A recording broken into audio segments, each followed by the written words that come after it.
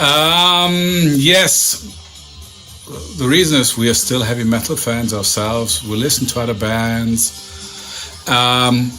We go to their concerts. We buy albums. I would say the driving force of the album in its entirety is simply our will to create best possible old school heavy metal music. For us, composing a song, it's exciting on every stage, either from the idea until the ready track. Metal music nowadays has many genres and subgenres. We love that old school classical heavy metal music. So we quite naturally write that kind of songs. This comes from deep within. It's what we love and what we feel.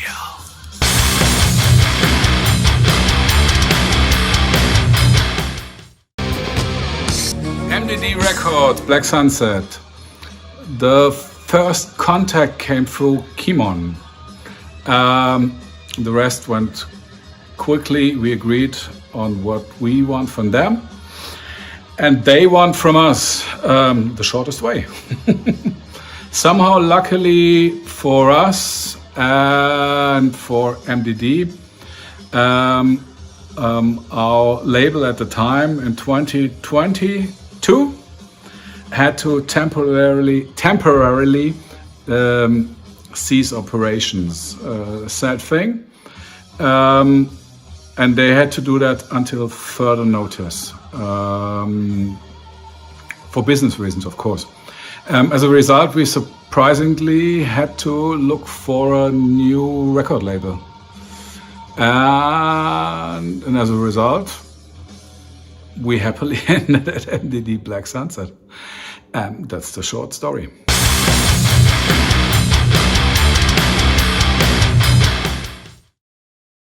Mr. Crowley is part of our life set for many years now. We often also cover Iron Maiden's Prowler, a song we also like very much from early Iron Maiden.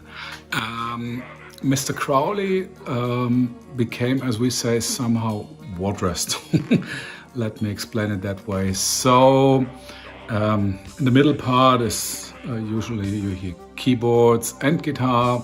We arranged it for 2 guitars, so get this Thin Lizzy, Iron Maiden feel. We played, I think, a bit more aggressive than Ozzy does. It's a slightly harder version.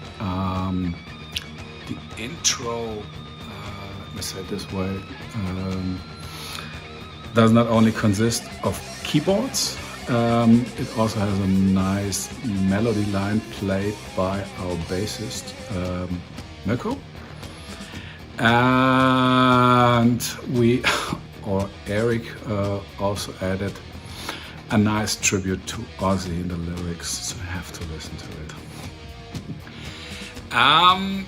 But of course, we did not change the solos by Randy Rhoads. I think that would be a crime. We didn't do that.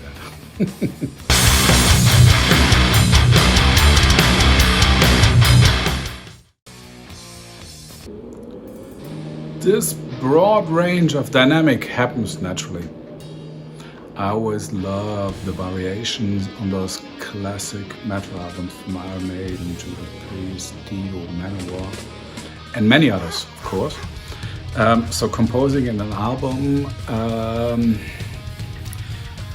with a wide range of dynamic and styles also within the songs, that's something also important.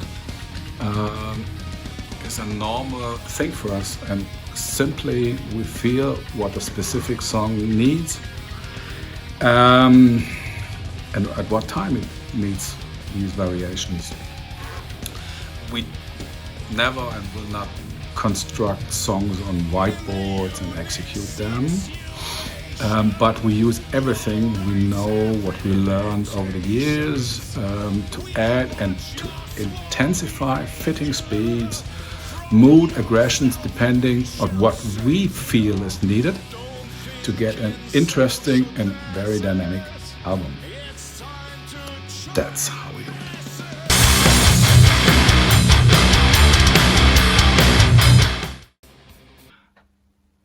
I cannot really give an explanation for why this happened in Germany, but I can briefly describe on how things have developed here from my personal point of view. From the very beginning in the 1980s, here the fans have always been quite proud of being part of the German metal community, which helped our beloved music to survive through the difficult times, for example, like the 1990s. We the fans were still buying albums, visiting concerts, for example, of Saxon, Motorhead, when in many other countries heavy metal has been somehow clinical dead. Anyway, metal succeed, and today is an international movement. Just look at the big festivals, especially here in Germany, with both bands and fans coming here from all over the world. And that's a good thing.